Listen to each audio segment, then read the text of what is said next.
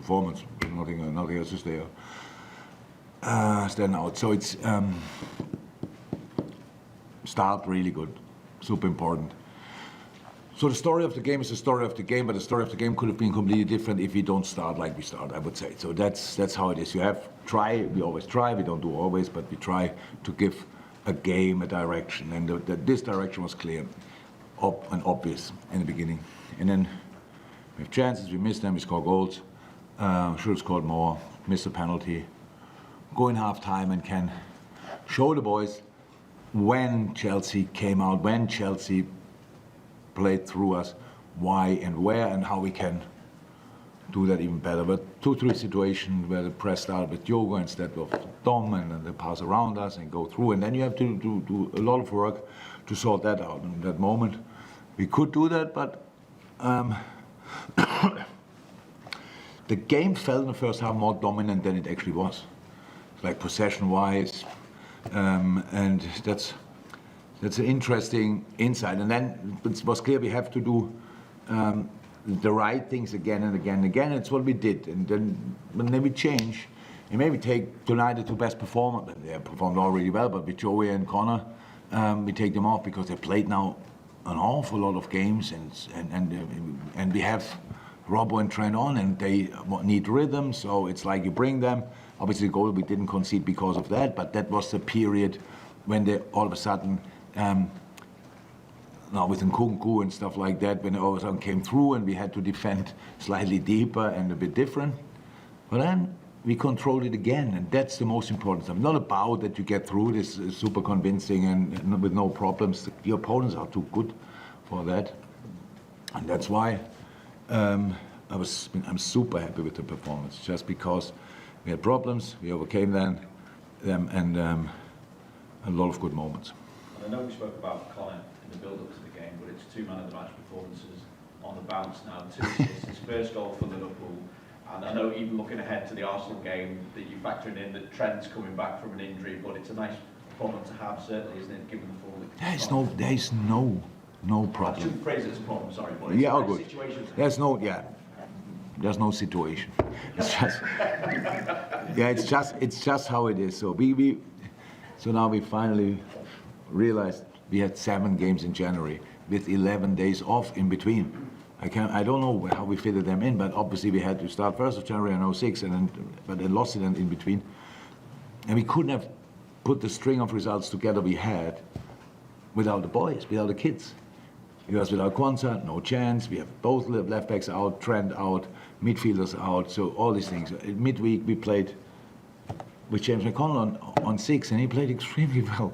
So these boys used now the situation, and that's exactly in an ideal world how it should be. Now the next game is coming in 4 days. I have no idea who can play again, so because they look quite knackered when I had a look in the dressing room. Little back here, Maka on the knee and knee on knee and stuff like this. So nothing major, at least nobody told me that yet. So it's all fine. We need them all, and it's not a phrase, it's exactly how it is. And I'm happy for them that they all could perform the way they performed. The next massive game is coming up already at Arsenal, and let's recover and go again. Is the attitude that this team shows, the relentlessness of it, do you find that is that unusual? Because I think. Does it surprise you? No. I would never take these kind of things for granted, to be honest.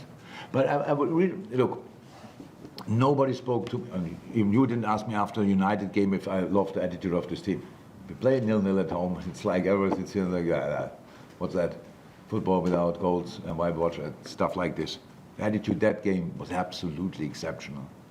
I heard tonight somebody saying to me, this was the best counter-pressing game for a long, long time. I have to watch it back. I loved it, but I have to watch it back to judge that.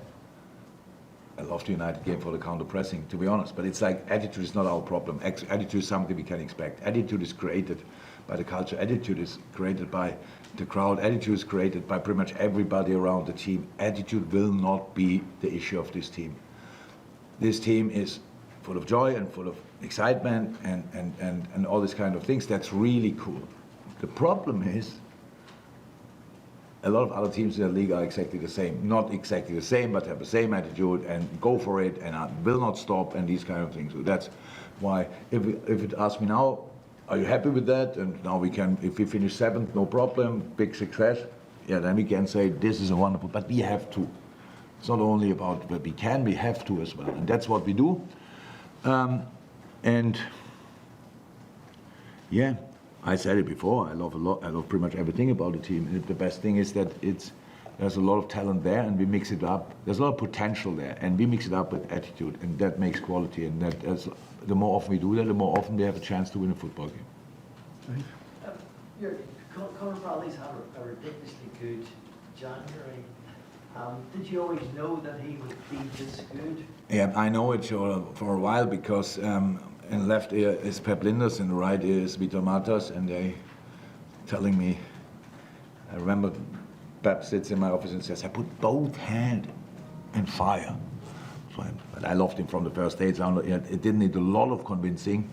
The thing is that Conor showed up extremely good in the preseason, did extremely well at Bolton, comes back, looks top in preseason, wow, and is out for 5 months, 4 months. Like, yeah, like these kind of issues what only young people have.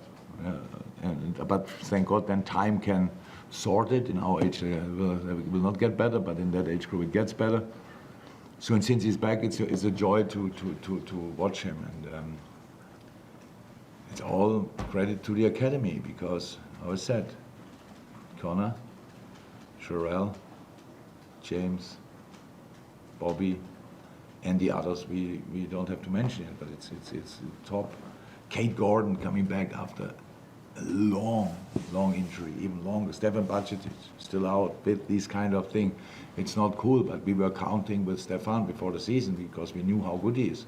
Well, then he cannot play. That's obviously not helpful. So yeah, no. Academy is doing an incredible job.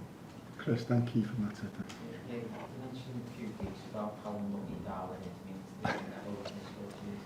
Yeah. So we played an insane first half, unbelievable, like just, I would say, not to defend, outstanding, really good. The way, why do we speak about Darwin? Obviously because he has so many situations where he missed. But his first game since we count, a player had hit the crossbar 4 times in a game. Yeah. And I don't think you are in his boots, how that feels. So missing a penalty. And you could see it in half time. He was really upset with himself.